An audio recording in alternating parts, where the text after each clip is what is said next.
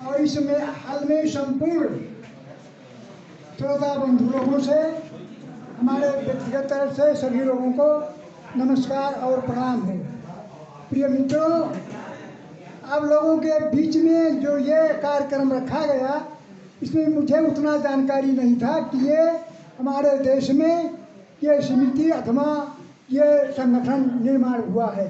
ये पहली बार है कि मैंने अचानक यहाँ आया, खबर पाने के बाद में और देखा कि यहाँ ये जो है नया हमारे देश में, हमारे जिले में ये नया जो है किस्म से संगठन का आभास हुआ। इसलिए इसके सारे विषय वस्तु को अभी पूरा मुझे जानकारी नहीं है, लेकिन एक चीज़ ऐसा लग रहा है कि जिस पीड़ा से हम पीड़ित हैं उसी पीड़ा से शायद ये भी समुदाय पीड़ित है। इसलिए हम दोनों मिलके जो है अगर इस पीड़ा, इस दर्द को मिटा सकें तो ठीक है, कोई बात नहीं है। रही साथ यहाँ तमाम बातें हुई। अब यहाँ हिंदू लिखा गया और यहाँ भारत में हिंदू और यहाँ भी हिंदू, इसका मतलब हिंदू जो है वो हिंदू का जो है विरोधाभास शब्द है। इसलिए अब आप लोगों के पूछेंगे कि हिंदू जो शब्द ये परिवाचक शब्द है और हिंदू शब्द जो है वो चाहे नेपाल का हो चाहे भारत का हो, ये दोनों इन्हें वेद कहा, शूद्र कहा। इसलिए शूद्र का जन्म देने वाला जननी जो है वो हिंदू। जब तक हिंदू समाज, हिंदू धर्म रहेगा, चाहे भारत में हो या नेपाल में, तब तक इन दरिद्र रहेगा। ये मुख्य बात है कि जब तक हिंदू रहेगा तब तक भारत का वासी हो चाहे नेपाल का हो, उसे उत्पीड़न रहेगा, वो कभी ऊपर नहीं पाएगा।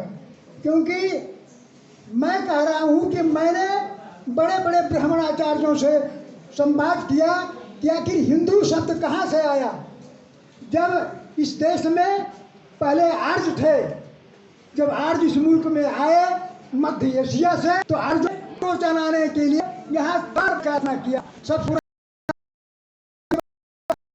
बनाया, रचना किया। सबसे पहले वेदों में ऋग्वेद, तो ऋग्वेद में और जिन चारों वेद बनाया, इस वेद में कहीं भी हिंदू शब्द का उल्लेख नहीं है कि कहीं भी हिंदू शब्द का उल्लेख नहीं है। इतना ही नहीं, सबसे पीछे गोस्वामी तुलसीदास ने रामचरित का अनुष्का रचना किया, रामायण, उसमें भी हिंदू शब्द का रचना नहीं है। तो आखिर हिंदू आया कहाँ से? जब रामायण में, ऋग्वेद में हिंदू शब्द नहीं है तो फिर आया कहाँ से हिंदू?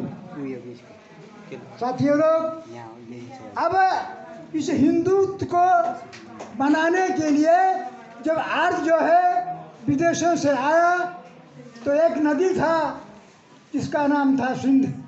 ये सिंध के किनारे उस समय में, ज़माने में न नल था, न मीनार था, न कुआं था। नदी के तट पर लोग बसते थे। तो अन्न के खोजी में ये आर्य जो है मध्य एशिया से भारत में प्रवेश किया। कहानी लंबा है, जिसे हम शंकर भगवान कहते थे। वो भारत के जो है रखवाल था, अकेला ये त्रिशूल लेके और हिमालय पर्वत पे रखवाली करता था। और जब झुंड आया आर्यों का, तो उसमें जो उन लोग का झुंड था, उसमें 9 नारियां थी जो नृत्य कला में मशहूर थी, जैसे कि द्रौपदी हुई, सरस्वती हुई, लक्ष्मी हुई, तमाम ऐसे थी। तो साथी लोग, उस विषय को मैं छोड़ दे रहा हूँ, पीछे कर दे रहा हूँ।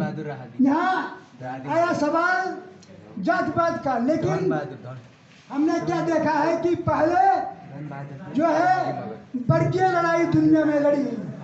जब कार्ल मार्क्स जन्मे जर्मन में, तो उन्होंने अच्छा सिद्धांत रचा, एक आदर्श बनाया उन्होंने। जो ब्राह्मण ने बनाया था वो आध्यात्मिकवाद का रचना किया, उस पर समाज को चलाया। लेकिन जब मार्क्स पैदा हुए तो उन्होंने भौतिकवाद कहा, ऐतिहासिक द्वंद्ववादी भौतिकवाद कहा। और दुनिया में 2 ही किस्म के प्राणी है, एक मेहनत करने वाला मेहनत कश, और दूसरा जो है आराम करने वाला। वो 3 महला पे पैदा हुआ बिजली की रोशनी हुई, पंखा का हुआ और कार से चला, और एक व्यक्ति जो है जन्म से लेके मृत्यु तक क्या है लोगों के बीच में, एक मेहनत वाला, एक मेहनत का शोषण करने वाला, ये दो मानव के बीच में युद्ध है, दुनिया में युद्ध है। लड़ाई का रूप अलग होगा, वो अलग बात है, लेकिन लड़ाई यही अमीर और गरीब की है संसार में। तो साथी लोग, हमारे यहाँ भी वही है, हम जातीय बात की बात करते हैं और वर्ग की बात करते हैं। पर ये लड़ाई की समाज में, मानव समाज में दो वर्ग के आदमी हैं, दो किस्म के। एक जो है कारखाना में सुई से जहाज निर्माण करता है, लेकिन उसका दाम वो बनाने वाला नहीं रख पाएगा, वो मालिक रखेगा। एक आदमी किसान कृषि काम में, वो सुबह से लेकर शाम तक, चाहे बैसाख हो चाहे ठंडी से ठंडी हो, काम करता है, लेकिन वो अपना मजदूरी नहीं लिख पाएगा, वो मालिक लिखेगा। लड़ाई यहाँ है। कभी कभी ये दोनों के बीच में मिलनसार होती है, केंद्र बिंदु इनका होता है कि जहाँ भी इनको आवश्यकता पड़ती है काम कराने के लिए, और हमको जो हो मजदूरी की व्यवस्था पड़ती है, वहाँ हम कहीं मिलन बिंदु में होती है, लेकिन वहाँ भी तकरार रहती है। ये चाहता है कि हम 400 में कराए, मैं चाहता हूँ कि हमको 1000 मिलना चाहिए, वहाँ भी हमारी तकरार रहती है। तो साथी लोग, हम जो है इस समुदाय को, जो ये समुदाय है, इस समुदाय में, जिस समुदाय में हम जन्मे पढ़े हुए, इसको मिटाने के लिए, जैसे कि हमारे लीडर, महान लीडर डॉक्टर अम्बेडकर भीमराव जी ने जो है मिशन को चलाया। साथी लोग, उस मिशन को चलाते चलाते उनके साथ तमाम किस्म का षड्यंत्र हुआ, वो निधन हुआ उनका, लेकिन जो उनका मिशन अधूरा रह गया। उस मिशन को पूरा करने के लिए संपूर्ण भारत के आदिवासी अथवा नेपाल के जितने आदिवासी हैं, चाहे वो हरिजन हो, चाहे पासी हो, चाहे धोबी हो, चाहे ढाणी हो, और पहाड़ के चाहे सब सारकी दवाई गारकी हो, सभी लोगों को गला में गला मिला करके इसी देश में यहाँ जो है 10 वर्ष क्रांति हुआ। उस क्रांति में मैं भी था। मैं पार्टी के हिसाब से जब 47 से उधर पार्टी नहीं थी, और 40 के बाद इधर जब पार्टी पे प्रतिबंध हटा, तो हम भी कम्युनिस्ट में हिमालय में हम भी लगे, और इसके बाद 10-12 वर्ष हिमालय रहने के बाद गए, लेकिन 56 के बाद हमने जो है भूमिगत हो गया, घर छोड़ दिया और भूमिगत हो गए। क्रांति के लिए क्यों? इसलिए पूछा गया, जब मार्क्स ने कहा था दुनिया में सत्ता प्राप्ति करने के लिए जिन गरीबों को मरना पड़ा, तो मरना था दो ही है। सत्ता में जाने के लिए, अब आप लोग पूछे, मार्क्स ने कहा था कि दुनिया में और सब धर्म है, धन दौलत सब धर्म है, और सत्ता प्रमुख है। जिसके हाथ में सत्ता है, संसार उसका है, जिसके हाथ में सत्ता नहीं, उसका कुछ नहीं है। ये सत्य बात है। दुनिया में लड़ाई सत्ता की है। तो साथी लोग, सत्ता पाने के लिए चाहे लहासों में गुजरना पड़े, लेकिन कुर्सी मिलना चाहिए, ऐसी हालत आज है। तो इसलिए हम सत्ता के निकट कब जाएंगे, कैसे जाएंगे? और उसी क्रांति के पीछे नेपाल का जो परिवर्तन हुआ, उसे भी आप लोग देखेंगे कि यहाँ कईयों पुस्तों से 250 वर्षों से पुस्ता यहाँ गाड़े राजा बैठा था, लेकिन ये क्रांति 10 वर्ष की जो क्रांति हुई, ये लंबा परिवर्तन लाया है। राजतंत्र को समाप्त कर दिया, देश में संघीय लोकतांत्रिक गणतंत्र आया, धर्मनिरपेक्ष आया। क्या कोई आसान चीज थी? आसान नहीं था।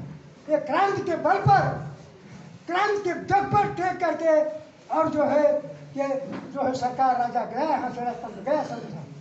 तो साथी लोग, मैं यही कहूँगा कि वर्गीय लड़ाई, हम जो है जातीय लड़ाई को वर्गीय लड़ाई से मेल खा के जो है लड़ रहे हैं। जैसे कि जब तक वर्ग के पीछे जो है मनमुटाव रहेगा, वर्गीय लड़ाई जब तक नहीं जीतेंगे, तब तक जातीय लड़ाई जीतना असंभव है। इसलिए सभी लोगों से हम यही कहेंगे कि हमने देखा कि 46 के आंदोलन के बाद जब देश में पार्टी पे प्रतिबंध हटा, पार्टी जो है मुक्ति पाया, राजा के पाखंड से तो देश में जो निर्वाचन का आयाम आया, लेकिन ये निर्वाचन इन परिवारों के लिए नहीं है। निर्वाचन पद्धति जो लाया पश्चिम के देशों ने, वो निर्वाचन का विधि जो प्रक्रिया है वो हमारे लिए नहीं है, क्योंकि हमारे पास दौलत नहीं है। चुनाव लड़ने के लिए आज संसद के चुनाव लड़ने के लिए करोड़ों का खर्च है, एक वार्ड में लड़ने के लिए 10-15 लाख का खर्चा है, कौन लड़ेगा? ये तो हम लोगों को भुलवाया गया। संसद की जो है बहुदल व्यवस्था, ये हम लोगों को भुलाया गया। हम लोग उसी में हुए हैं, हम लोगों को विचार को बदला गया है। हमारे लिए तो वही एक यही लड़ाई है, या मरो या मारो, तो हमारे पास दौलत नहीं है। लेकिन यदि हम उस व्यवस्था को स्वीकार लिए तो हम सभी परिवारों में एकता होने की जरूरत है कि हम सत्ता के निकट कैसे जाए। अभी भी ऊपर खड़ा है ये समानुपातिक समावेशी संविधान में व्यवस्था है, लेकिन ऊपर के नेताओं लोग क्या करते हैं? समानुपातिक अपने नेता मनोनीत करते हैं।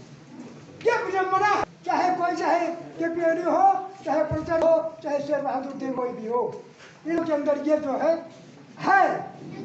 कपट है, छल है, क्योंकि वो भी तो ब्राह्मण है। तो थोड़ा सा विचार के हिसाब से, कम इस विचार से लोग बदले हैं। और जो अभी हमारे मंटू साथी ने कहा ना पाखंड के बारे में, ये सत्य है पाखंड। जैसे कि रामायण में एक चीज लिखा है नारियों के लिए कवि ने कि नारी को कहा है कि, और हमारे सभी भाइयों को कहा है कि पूजहु विप्र सकलो गुणहीना और शूद्र न पूजे वेद प्रवीणा।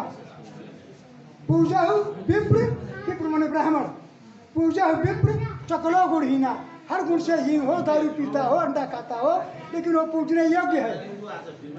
और शुद्ध न पूजे वेद प्रवीणा, शुद्ध चाहे पंडित हो, आचार्य हो, लेकिन वो पूजने योग्य नहीं है। इस प्रकार से गोस्वामी जी ने जो है हमारे समाज को, हमारे परिवार को, हमारे समुदाय को जो है कलम से मारा है, डंडा लाठी से नहीं। डंडा लाठी का घाव ठीक होगा, लेकिन जो कलम से मार जाएगा वो कभी ठीक नहीं होगा। चाहे कानूनी कलम हो, चाहे धार्मिक कानून हो। जितना मन ने जब मनुस्मृति बनाया, ये जात पात की बात जहाँ आई, जो वेदों के बाद जब मनुस्मृति बना, तो मनुस्मृति में तो इतना कड़ा नियम बनाया गया कि हमारे समुदाय के पीछे गले में घाटी बांधा गया, पीछे पूछड़ लगाया गया, इतना। जबकि वो दास युग था, पहले जो है दास युग के बाद जो है दूसरा युग आया। हम इस प्रकार से कलयुग द्वापर युग को नहीं मानते हैं, जो है जिस प्रकार से समाज का युग होता है उसी को मानते हैं। तो साथी लोग, हमारे पास लिस्ट आया है, इस समय में ध्यान दे, इसलिए आप लोगों से मैं यही कहूँगा कि आप लोग ये जो एकता बना रहे हैं, एकता का प्रतीक होगा जब किसी वार्ड में अगर वहाँ दलित लड़ता है और सब मिल करके उसको जो है जिताएं, तब तो हम प्रतीक मानेंगे। हमको विश्वास होगा कि आप लोग एक मत है, और नहीं तो नहीं मानेंगे। क्यों नहीं मानेंगे? आज यहाँ कहेंगे, कल वहाँ जाके नहीं करेंगे। कोई गरीब अगर लड़ा है, चाहे पासी है, चाहे धमार, चाहे गाड़ी, अगर आप सब लोग मिल करके उसे वोट दें, उसे जिताएं, सत्ता में लाएं, तब तो मैं विश्वास करूँगा। नहीं तो यही करके जो मैं अपने वक्तों को प्रोग्राम देता हूँ। धन्यवाद, बहुत बहुत साधुवाद।